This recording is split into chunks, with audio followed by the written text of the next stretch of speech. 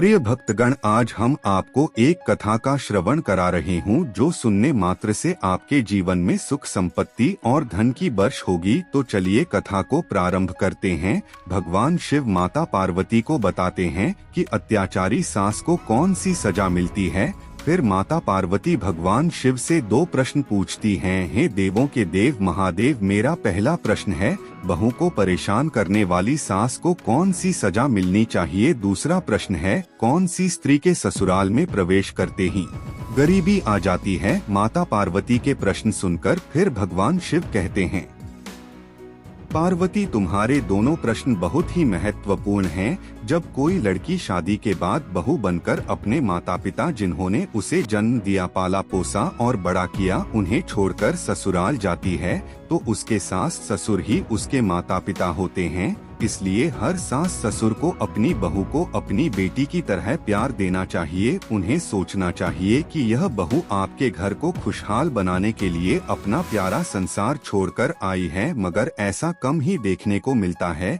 कि एक सास अपनी बहू को अपनी बेटी की तरह प्यार देती है।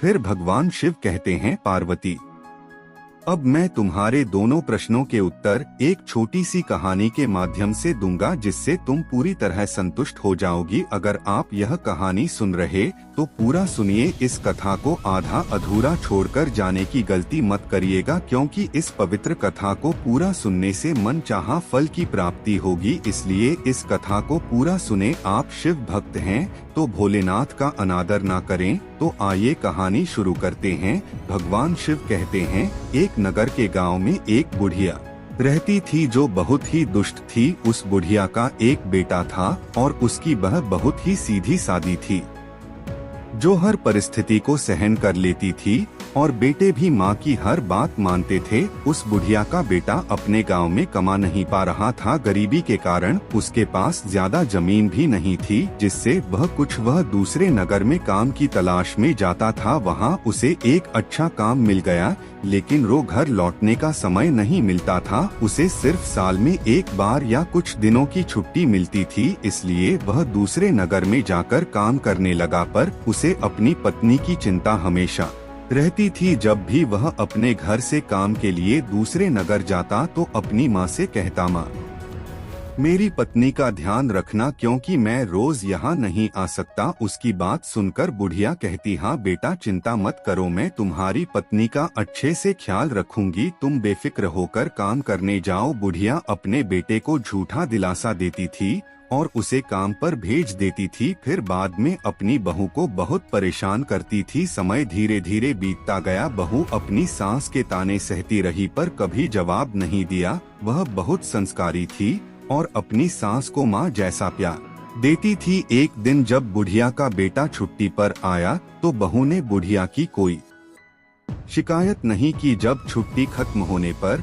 वह वापस जाने लगा तो अपनी माँ से कहा, माँ, हमारी पत्नी का ख्याल रखना, यह आपको बहुत प्यार करती है। बुढ़िया ने कहा, ठीक है बेटा, चिंता मत करो, मैं तेरी पत्नी का ख्याल रखूंगी, यह मेरी बेटी भी है। बेटे के जाने के बाद बुढ़िया का राज चलता था। वह बहू को जितना हो सके उतना सताने लगी। खुद आराम से बैठती और बहू से सारा घर और खेत का काम करवाती। उसे सुबह जल्दी उठाकर खाना पकाना, बर्तन मांजना, पानी भरना, लकड़ियां लाना और खेत का काम करने भेजती थी। दिन भर उसे कोल्हू के बैल की तरह परिश्रम करवाती और ठीक से खाना भी नहीं देती थी। कभी कांजी का पानी तो कभी बासी खाना खिलाती थी। वह बेचारी बहू सारे कष्ट चुपचाप सहन करती है और कभी अपनी सास को पलटकर जवाब नहीं देती। वह सास द्वारा बताए गए किसी भी काम को मना नहीं करती, तुरंत कर देती है।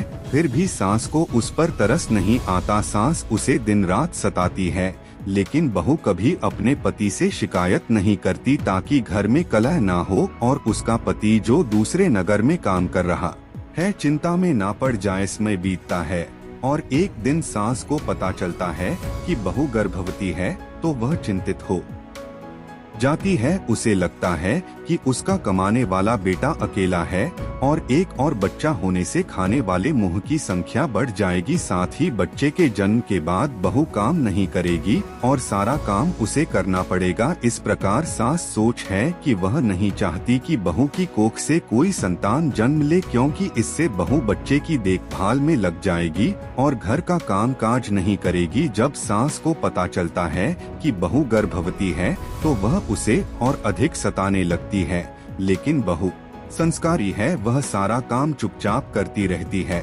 और कभी पलटक जवाब नहीं देती। कुछ महीने बीत जाते हैं और जब बहू के प्रसव का समय करीब आता है तो वह प्रसव वेदना से व्याकुल होकर सास से धाय माँ को बुलाने के लिए कहती है। सास कहती है कि धाय माँ की जरूरत नहीं है और उसे एक नींबू देकर जंगल में जाकर खाने को कहती है। साथ ही वह कहती है कि यदि बेटा हो तो घर आना, बेटी हो तो नहीं। बेचारी बहू प्रसव पीड़ा से तड़पती हुई सास के बताए रास्ते पर चलती है और नींबू खाती है, जिससे उसे तुरंत प्रसव हो जाता है और वह एक बेटी को जन्म देती है। बहू ने अपनी बेटी का नाम नीलावती रखा और उसे जंगल में एक खोकर पेड़ का खोखला हिस्सा में रख दिया। उसने पेड़ पर रहने वाली चिड़ियों से कहा कि अगर वह बेटी को घर ले जाएगी तो सास उसे और उसकी बेटी को मार देगी, इसलिए उसने अपनी बेटी नीलावती को चिड़ियों के भरोसे छोड़ दिया है।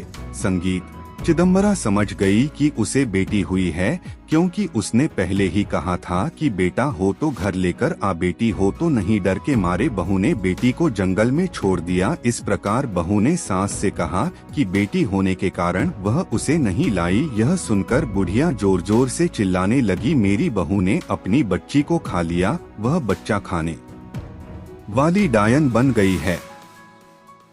उस बुढ़िया ने बहू को बहुत परेशान किया, लेकिन बहू अपनी सास की बातों को अनसुना जानवरों को चराने के बहाने जंगल जाती और अपनी बेटी को दूध पिलाती। कुछ दिनों बाद पेड़ की खोख में नीलावती बड़ी होने लगी। 1 साल बाद बुढ़िया का बेटा छुट्टी लेकर घर आया। घर में प्रवेश करते ही बुढ़िया ने कहा, तुम्हारी पत्नी डायन है, उसने तुम्हारी बेटी को खा लिया। बेटा अपनी माँ के स्वभाव से भली भांति परिचित था, उसने समझ लिया कि यह माँ की साजिश है। उसने पत्नी से कुछ नहीं पूछा और पत्नी ने भी सास के बर्ताव की बात नहीं बताई ताकि झगड़ा न हो। फिर बुढ़िया का बेटा कुछ दिन घर रहकर काम पर चला गया। बहू फिर से गर्भवती हो गई। जब सास को यह पता चला तो वह और भी ज्यादा सताने लगी। 9 महीने बाद बहू को प्रसव पीड़ा हुई और उसने सास से दाई बुलाने को कहा, लेकिन सास ने उसे जीरा देकर जंगल में जाने को कहा और कहा कि जीरा खाकर प्रसव हो जाएगा, अगर बेटा हुआ तो घर लेकर आना और बेटी हुई तो वहीं छोड़ देना। बहू जंगल में जाकर जीरा खाती है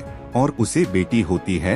वह उसे दूध पिलाती है और नाम जिमलावती रखती है। फिर उसे पहली बेटी की तरह खोख में रख देती है और चिड़ियों से ध्यान रखने को कहती है। घर लौटते ही बुढ़िया फिर चिल्लाने लगी कि बहू ने बेटी को खा लिया है। गांव वाले उसकी बातों पर ध्यान नहीं देते। 1 साल बाद बेटा फिर घर लौटा। बुढ़िया ने फिर वही बात दोहराई, लेकिन बेटे ने कुछ नहीं कहा और बहू ने भी कुछ नहीं बताया। फिर बहू तीसरी बार गर्भवती हो गई। इस बार सास ने उसे आम दिया और जंगल में जाकर खाने को कहा। आम खाते ही उसे बेटी हुई और उसका नाम अमलावत में रख दिया। बुढ़िया गांव-गांव बहू की चुगली करती रही, लेकिन बहू ने अनसुना कर दिया। बुढ़िया चिल्लाती रही कि बहू ने 3 बेटियों को खा लिया है। गांव वाले डर से अपने बच्चों को घर में बंद रखने लगे। यह बात फैलती गई और बुढ़िया का बेटा भी इसे सुनने लगा। फिर उस बुढ़िया का बेटा यह खबर सुनकर बहुत परेशान हो जाता है और तुरंत मालिक से अनुमति लेकर अपने गांव के लिए चल देता है। इधर बहू को डायन कहे जाने की खबर राजा तक पहुंच जाती है। राजा सिपाही भेजकर बुढ़िया को दरबार में बुलाता है और मामले की जांच करता है। बुढ़िया मिर्च मसाला लगाकर राजा से कहती है, महाराज मेरी बहू बहुत बड़ी डायन है, उसने मेरी 3 पोतियों को जिंदा खा लिया है। राजा बुढ़िया की बात सुनकर क्रोधित हो जाता है और सिपाहियों को आदेश देता है कि चौराहे पर सूली लगाई जाए और बहू को ढूंढकर सूली पर चढ़ा दिया जाए। राजा के सिपाही आज्ञा का पालन करते हुए तुरंत सूली तैयार करते हैं और बहू को दरबार में लाते हैं। राजा बहू से पूछता है, क्या तुम्हारी सास सच कह रही है? क्या तुमने अपनी तीनों बेटियों को जिंदा खा लिया है? वह चुपचाप सिर झुकाए खड़ी रहती है। राजा बहू की चुप्पी देखकर मान लेता है कि बहू ने सच में अपनी बेटियों को खाया है और सिपाहियों को उसे सूली पर चढ़ाने का आदेश देता है। चौराहे पर राजा, प्रधान, सरदार और जनता इकट्ठी हो जाती है। इधर बहू को सूली चढ़ाने की तैयारी हो रही है, उधर बहू का पति घर पहुंचता है और घर पर ताला लगा देखकर परेशान हो जाता है। पड़ोसियों से पूछताछ करने पर पता चलता है कि उसकी माँ और बहू को राजा ने दरबार में बुलाया है। वह घबराकर राजा के दरबार की तरफ भागता है। दरबार पहुँचने पर उसे पता चलता है कि उसकी पत्नी को सूली पर चढ़ाने के लिए चौराहे पर ले जाया गया है। वह तेजी से चौराहे पर पहुंचता है। चौराहे पर पहुंचते ही देखता है कि उसकी पत्नी को सूली पर चढ़ाने की तैयारी हो रही है। वह तुरंत राजा के सामने हाथ जोड़कर गिड़गिड़ा आता है, महाराज कृपया मेरी पत्नी को सूली पर चढ़ाने में कुछ देर की मोहलत दीजिए। मुझे एक बार माँ और पत्नी से सच जानने दीजिए। अगर मेरी पत्नी अपराधी है तो मैं खुद कहूँगा कि उसे सूली पर चढ़ा दिया जाए। राजा को कुछ दया आती है और वह सिपाहियों को सूली पर चढ़ाने का आदेश रोकने को कहता है। बुढ़िया का बेटा अपनी माँ से सच पूछता है। बुढ़िया झूठ बोलते हुए कहती है, हाँ तेरी पत्नी डायन है, उसने तेरी तीनों बेटियों को खा लिया है। लेकिन बेटे को अपनी माँ पर विश्वास नहीं होता क्योंकि उसे अपनी पत्नी की अच्छाई और संस्कारों पर विश्वास है। बुढ़िया का बेटा अपनी पत्नी को कसम देकर सच बताने को कहता है। बुढ़िया की बहू शुरू से अंत तक की सारी बातें अपने पति को बताती हैं, लेकिन कोई भी उसकी बातों को सच नहीं मानता। फिर वह अपनी बेटियों को प्यार से आवाज देती है।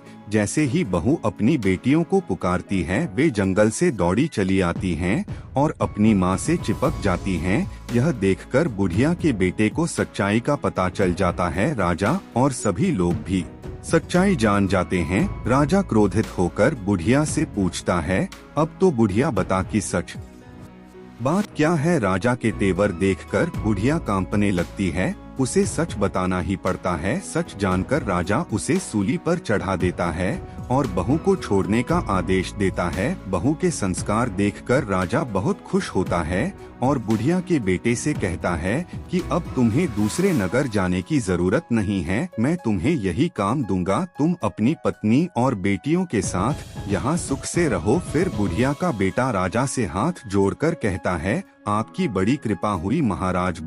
में बुढ़िया का बेटा अपनी पत्नी और तीनों बेटियों को लेकर घर लौटा है। फिर भगवान शिव कहते हैं, पार्वती वह बहू बहुत ही संस्कारी थी, लक्ष्मी की उपासक थी। वह अपने पति और बेटियों के साथ घर पहुंचकर लक्ष्मी को याद करके सो जाती है। लक्ष्मी उसे रात में सपना देती है और कहती हैं, बेटी तुमने अब तक गरीबी में जीवन काटा है, पर चिंता मत करो, आज मैं बताऊंगी कि तुम्हारे जीवन में गरीबी क्यों आई। तुम्हारे ससुराल आने से पहले यह घर संपन्न था, लेकिन जैसे ही तुमने कदम रखा गरीबी आ गई। कारण यह है कि जब कोई बेटी ससुराल जाती है और अपने मायके से 3 चीजें लाती है तो घर में अशांति और गरीबी आ जाती है। पहली चीज है चूल, हाँ दूसरी चीज है नमक और तीसरी चीज है अचार। इन तीनों चीजों का घर में आना अशुभ होता है। जब तुम्हारी शादी हुई थी तो तुम्हारे माता पिता ने यह तीनों चीजें दी थी, जिससे तुम्हारे घर में अशांति और गरीबी आई।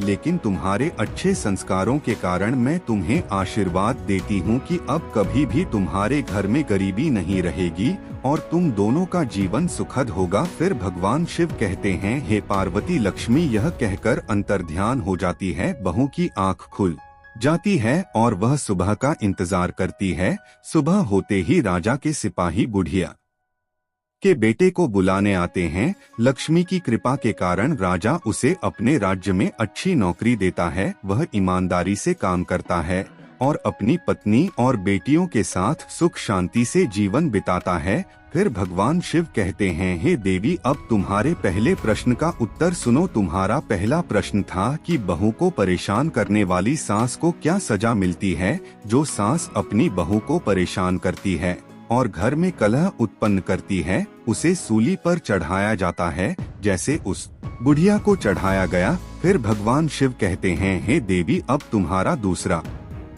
प्रश्न था, कौन सी स्त्री के ससुराल में पैर रखते ही गरीबी आ जाती है? तो समझ लो, शादी के बाद किसी भी नवविवाहित को अपने मायके से चूल्हा, नमक और अचार जैसी 3 चीजें नहीं लानी चाहिए। इनसे भाग्य की देवी रूठ जाती हैं और जीवन में गरीबी आ जाती है। फिर माता पार्वती ने कहा, प्रभु, मैंने देखा है कि पृथ्वी लोक पर कुछ स्त्री पुरुष बड़े प्रेम से जीवन जीते हैं, कुछ तो एक पल के लिए भी दूर नहीं होते और एक दूसरे को देखकर ही जीते हैं, लेकिन एक दिन उनकी जोड़ी बिछड़ जाती है। मैं जानना चाहती हूँ कि क्या अगले जन्म में वे फिर पति पत्नी के रूप में मिलते हैं या नहीं, और साथ ही मैं भाग्य के बारे में भी जानना चाहती कि जो भाग्य में नहीं होता, क्या वह इंसान को प्राप्त हो सकता है? भगवान शिव ने कहा, पार्वती, मैं तुम्हारे मन की बात समझ चुका हूँ। अब मैं तुम्हें एक छोटी सी कहानी सुनाता हूँ। इस कहानी को ध्यान से सुनना, क्योंकि इससे तुम्हें 2 ज्ञान की बातें मिलेंगी। पहली, स्त्री पुरुष का नाता कितने जन्मों तक रहता है। दूसरी, भाग्य में जो नहीं होता वह कभी नहीं मिलता। तो आइए कहानी शुरू करते हैं। भगवान शिव ने कहा, पार्वती एक राजकुमारी थी जो पूरी तरह से चरित्रवान थी और उसकी शादी एक चरित्रवान राजकुमार के साथ हुई थी। दोनों ही जीवन का आनंद सुख वैभव के साथ ले रहे थे। धन की कोई कमी नहीं थी, लेकिन एक संतान की कमी थी जिसे लेकर राजकुमारी चिंतित रहती थी। समय धीरे धीरे गुजरता गया। एक दिन राजकुमारी की तबीयत अचानक बहुत खराब हो गई। फिर वह राजकुमार से बोली, प्रीतम, मैंने आपको बहुत प्यार किया है, आपकी बहुत सेवा की है, भजन पूजा भी की है, मगर मैं आपकी एक खुशी पूरी नहीं कर पाई। वह है संतान को जन्म देने की खुशी। मुझे आभास हो रहा है कि मेरा जीवन कुछ पलों में ही समाप्त होने वाला है। मलाल मत करना, मेरे ना रहने के बाद मेरी यादों में जीवन जीना। मैं आपको वचन देती हूँ कि अगले जन्म में फिर आपकी पत्नी बनूंगी, तब मैं आपकी संतान की इच्छा अवश्य पूरी करूंगी। और फिर इतना कहकर उस राजकुमारी की मृत्यु हो जाती है। भगवान शिव कहते हैं, पार्वती, समय आने पर एक दिन राजकुमार भी शरीर छोड़ देता है। फिर वह राजकुमार एक ऐसे राजा के यहाँ जन्म लेता है जिसकी 1600 रानियां थी और उन सब रानियों के बीच वह अकेला ही पुत्र था। उधर वह राजकुमारी भी एक ऐसे राजा के यहाँ जन्म लेती है। उसकी भी 1600 रानियां थी और उन सभी रानियों में से केवल एक ही पुत्री थी। भगवान शिव कहते हैं, पार्वती, जिस राजा के पुत्र थे उस राजा के पास एक बहुत ही बुद्धिमान और वफादार तोता था। राजा उससे कई मामलों में सलाह लिया करता था और उसकी सलाह मानता भी था। बड़ी बड़ी मुश्किल समस्याओं में राजा तोते की सलाह अवश्य लेता था। भगवान शिव कहते हैं, पार्वती, एक दिन राजा ने उस तोते को बुलाया और कहा, हे तोते, मैं तुम्हें एक बहुत बड़ी जिम्मेदारी सौंपूं जिसे तुम्हें पूरा करना है। तोते ने कहा, बोलिए महाराज, मैं आपके लिए कुछ भी कर सकता हूँ। राजा ने कहा, हे तोते, तुम जानते हो कि मेरा एक ही बेटा है और मैं अपने बेटे के लिए जैसी बहू चाहता हूँ तुम्हें ढूंढकर वैसी ही बहू लानी है।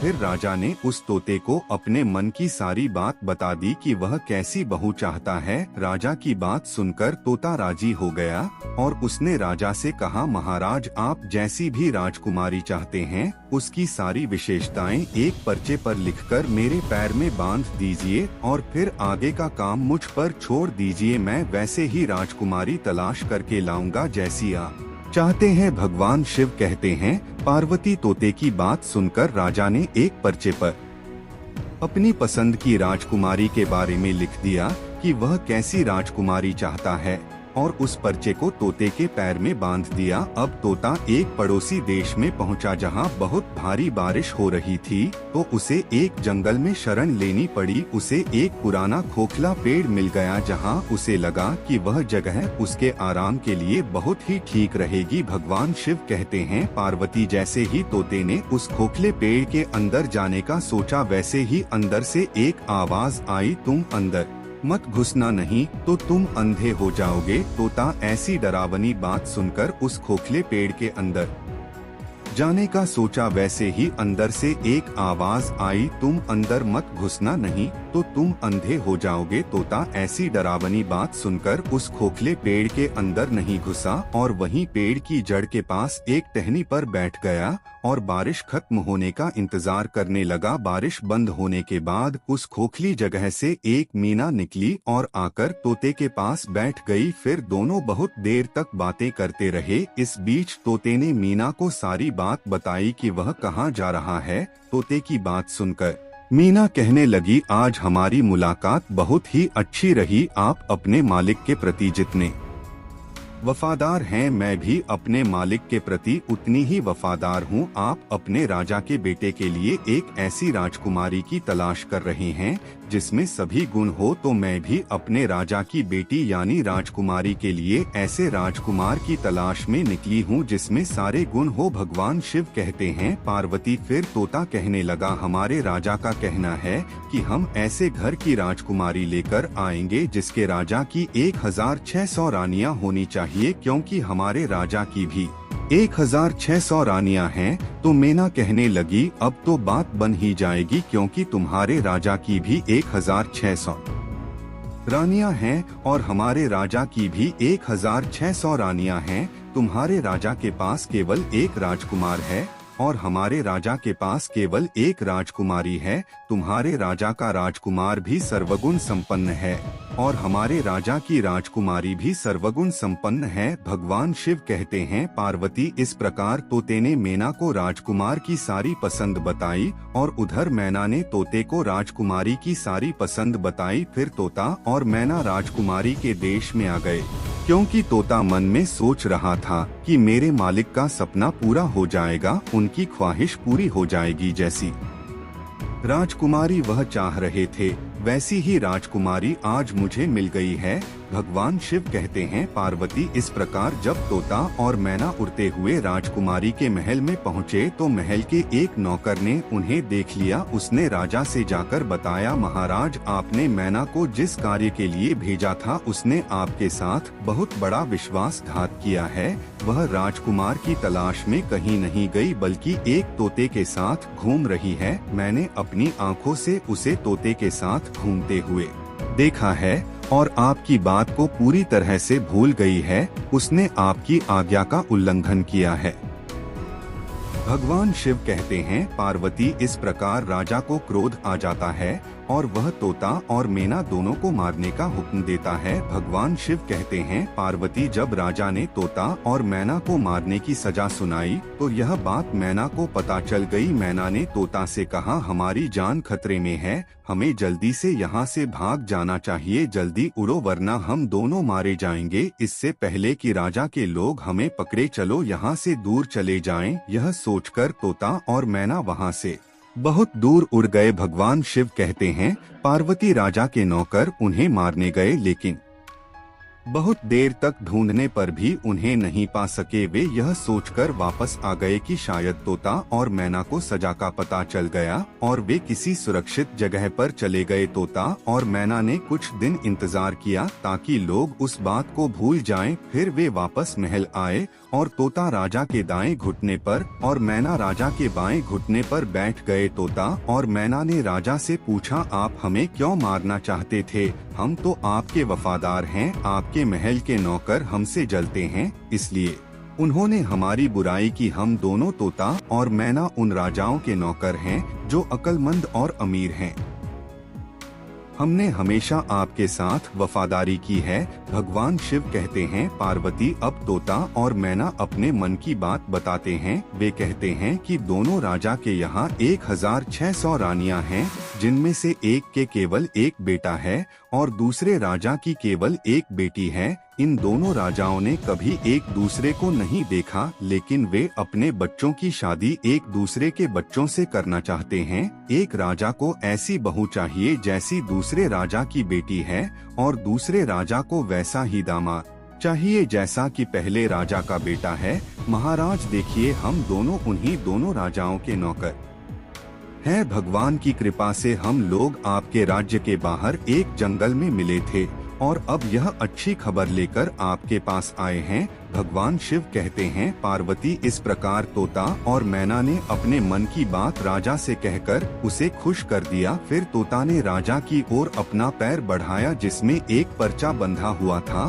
और उसमें राजकुमार की पसंद लिखी हुई थी। राजा ने पर्चा पढ़ा और बहुत खुश हुआ। पहले तो उसे तोता और मैना पर विश्वास नहीं हुआ, लेकिन जब उसने दोनों को एक साथ नहीं देखा तो उसे उन पर विश्वास हो गया। भगवान शिव कहते हैं, पार्वती फिर राजा ने तोते के पैर से राजकुमार की तस्वीर निकाली और अपनी रानियों के पास भेज दी। उसने कहा कि वे तस्वीर देखकर बताएं कि राजकुमार कैसा है और क्या वे उसे पसंद करती हैं। भगवान शिव कहते हैं, पार्वती कुछ दिन बीत गए लेकिन तस्वीर वापस नहीं आई। राजकुमारी को वह तस्वीर बहुत पसंद आई और वह उसे अपने हाथ में ही रखती थी। कुछ दिनों बाद रानियों की तरफ से जवाब आया कि राजकुमार सबको पसंद है और उसकी शादी जल्दी हो जानी चाहिए क्योंकि राजकुमारी राजकुमार को देखे बिना जी नहीं पा रही है। भगवान शिव कहते हैं, पार्वती जैसे ही यह जवाब राजा के पास पहुंचा, उसने तोते को यह कहकर वापस भेज दिया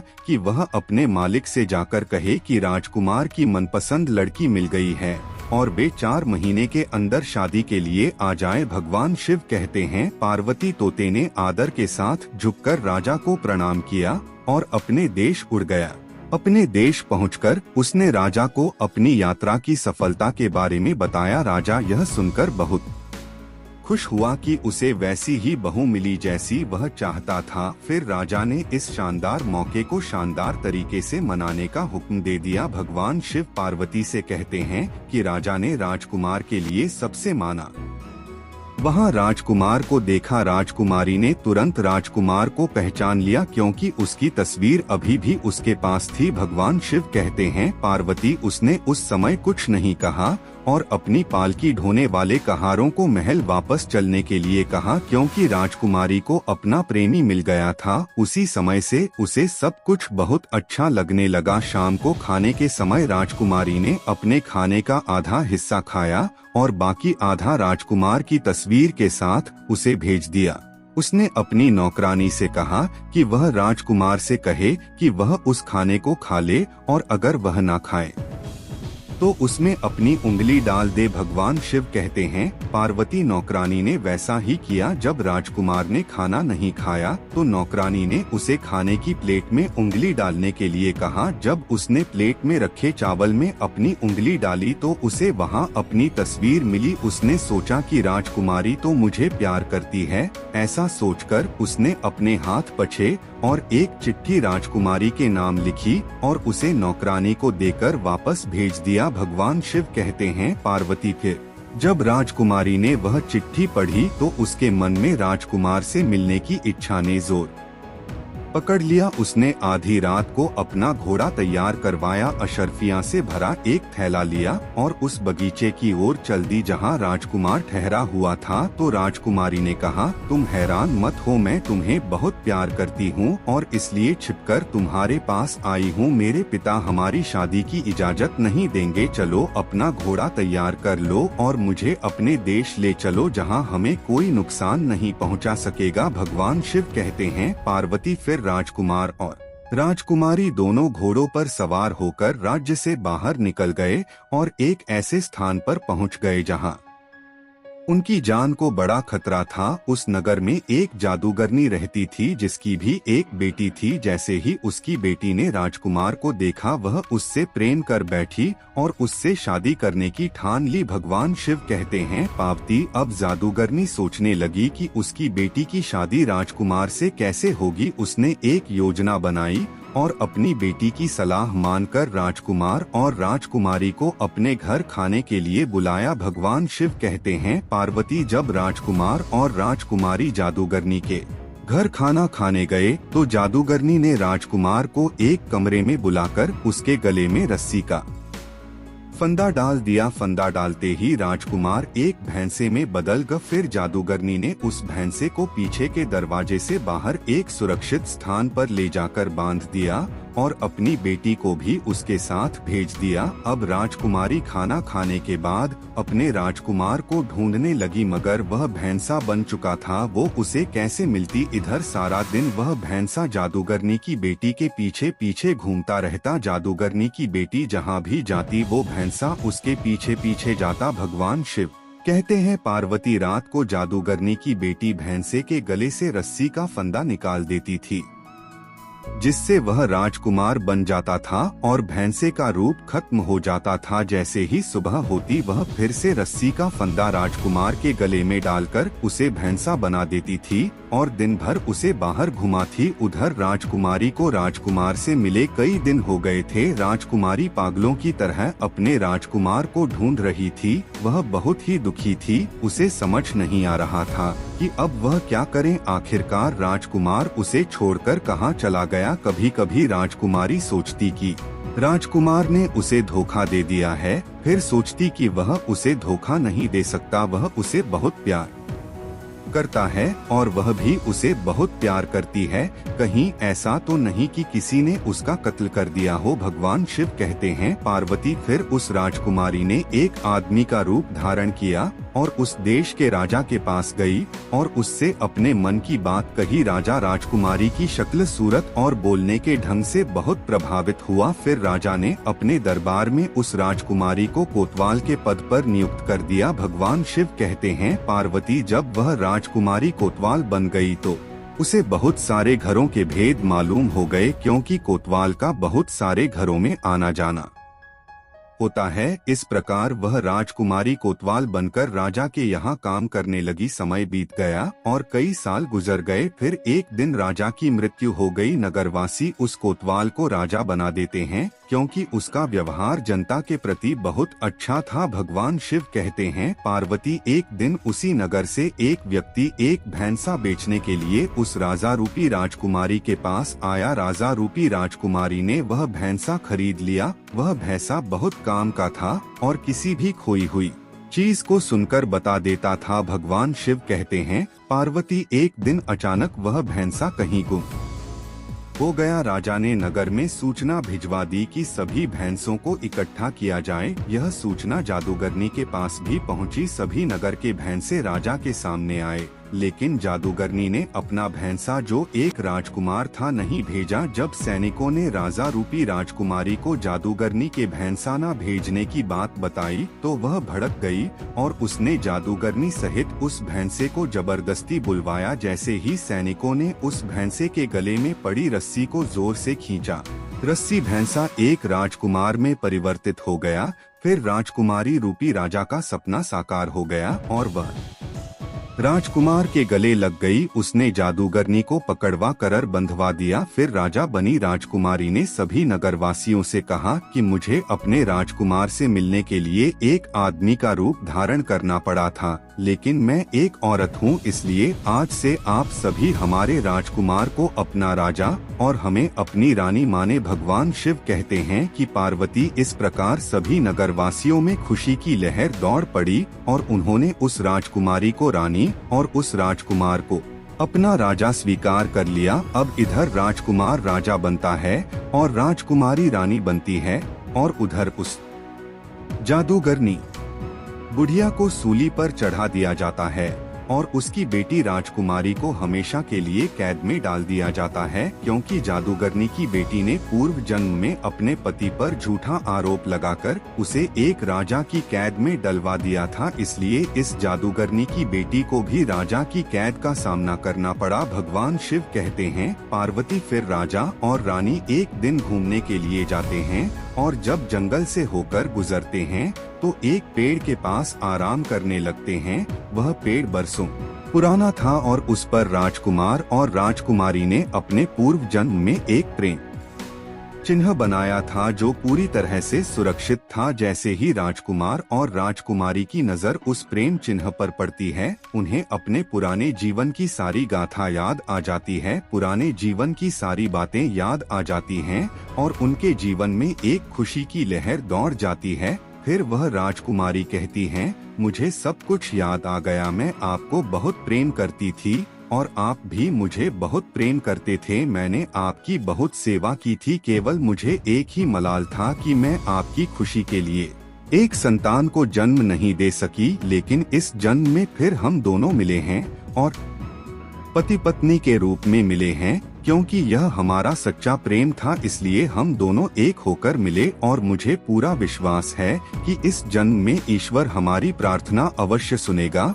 और आपको संतान का सुख अवश्य मिलेगा। भगवान शिव कहते हैं, पार्वती फिर समय धीरे धीरे गुजर जाता है और पूर्व जन्म के जो भी भोग थे वे उसी जन्म में पूरे हो जाते हैं। फिर वह राजकुमारी गर्भ धारण करती है और समय आने पर एक सुंदर पुत्र को जन्म देती है। इस प्रकार एक पत्नी अगले जन्म में आकर अपने पति को भी प्राप्त करती है और पति की खुशी के लिए एक पुत्र रत्न को भी जन्म देती है। भगवान शिव कहते हैं, पार्वती इस कहानी से पहला ज्ञान यह प्राप्त हुआ कि यदि स्त्री पुरुष आपस में सच्चा प्रेम करते हैं और उनमें तनिक भी विरोधाभास नहीं होता तो उनका रिश्ता जन्म जन्मांतर का होता है। वही अगर स्त्री पुरुष को धोखा देती है तो उसे भी धोखा मिलता है, और यदि पुरुष स्त्री को धोखा देता है तो पुरुष को भी धोखा मिलता है। इसलिए पति पत्नी का रिश्ता अटूट विश्वास का होता है। इसलिए एक दूसरे के साथ विश्वास बनाए रखना चाहिए। जो स्त्री पुरुष विश्वास की डोर को मजबूत रखते हैं वे हर जन्म में पति पत्नी के रूप में मिलते हैं। उनकी पूर्व होती, इसलिए गलत रास्ता अख्तियार करके कभी भी प्रयास नहीं करना चाहिए, अन्यथा इसके गलत परिणाम भुगतने को मिलते हैं। जैसे कि उस जादूगरनी की बेटी को हमेशा के लिए राजा ने कैद में डाल दिया और उसका सारा जीवन उस कैद में ही गुजर गया। इतना कहकर भगवान शिव इस कहानी को समाप्त करते हैं। इस वीडियो को बोलते समय कोई त्रुटि हो तो मैं क्षमा चाहता हूँ। उम्मीद है आप सभी को यह वीडियो पसंद आया हो और शिव के सच्चे भक्त हैं तो वीडियो को लाइक कर चैनल को सब्सक्राइब कर बेल आइकन दबा ले कमेंट में हर हर महादेव लिख दीजिए।